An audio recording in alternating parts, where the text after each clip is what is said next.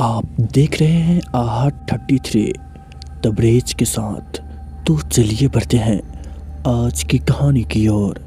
उससे पहले अगर आपने अभी तक हमारी YouTube चैनल को सब्सक्राइब नहीं किए हैं तो ज़रूर कर ले, ताकि आने वाली वीडियोज़ की नोटिफिकेशन आपको जल्द ही मिल जाए।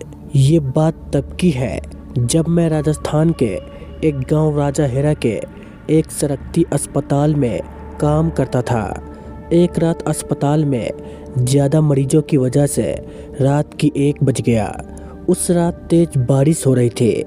मैं भीगते भीगते और भागते हुए अपने घर पहुंचा। कपड़े गीले हो जाने की वजह से मैं अपने कपड़े बदल ही रहा था कि अचानक दरवाज़ा खटखटाने की आवाज़ आई। मैंने सोचा इतनी रात को कौन आया होगा।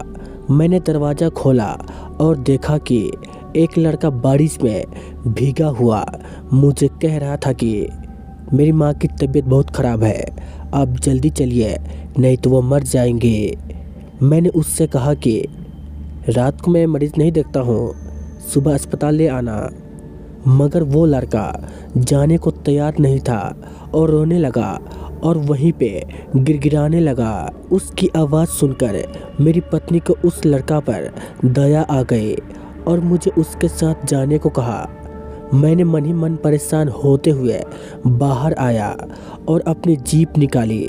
सुनसान रास्तों से होते हुए वो लड़का मुझे 7-8 किलोमीटर दूर एक दूसरे गांव में ले गया। मैंने सोचा कि ये लड़का इतनी रात को मेरे यहाँ कैसे पहुँचे, लेकिन मैंने इन बातों की तरफ ध्यान ना देते हुए एक मकान में पहुँचा और वहाँ उसकी माँ बीमार पलंग पर लेटी हुई थी। मैंने उसकी नब्ज देखी और इंजेक्शन दे दिया और कुछ दवाएं लिख दी। उस लड़का ने मुझको बाहर मेरी जीप तक मुझको छोड़ दिया। फिर मैं घर पर आ गया। अगली सुबह में जब अस्पताल के लिए जाने लगा तो सोचा कि रात वाले मरीज से मिलता जाऊं, थोड़ा सा चक्कर ही पड़ेगा रास्ते में जाने को। ये सोचकर मैं वहां गांव में पहुंचा। मैं रात को जिस मकान में गया वो उस जगह पर मुझे कुछ भी नहीं दिखा। मुझे उस जगह पर खंडर नज़र आ रहा था। तो मैं गांव के लोगों से पूछने लगा कि यहाँ एक घर और परिवार रहता है।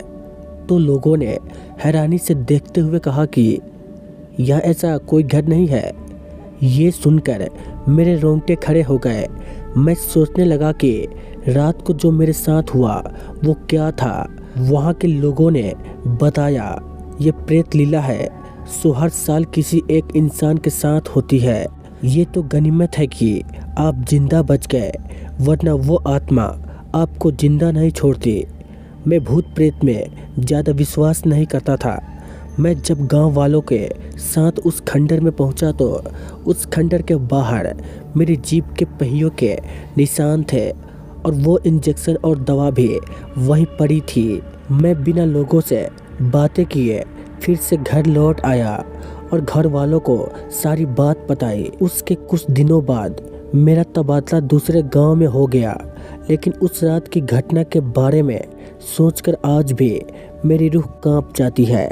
इसलिए दोस्तों, हमें कभी भी किसी भी अनजान के साथ अकेले में बाहर नहीं जाना चाहिए, वो भी रात को तो बिल्कुल भी नहीं। तो दोस्तों, ये थी आज की डरावनी कहानी। तो चलिए मिलते हैं एक और कहानी में।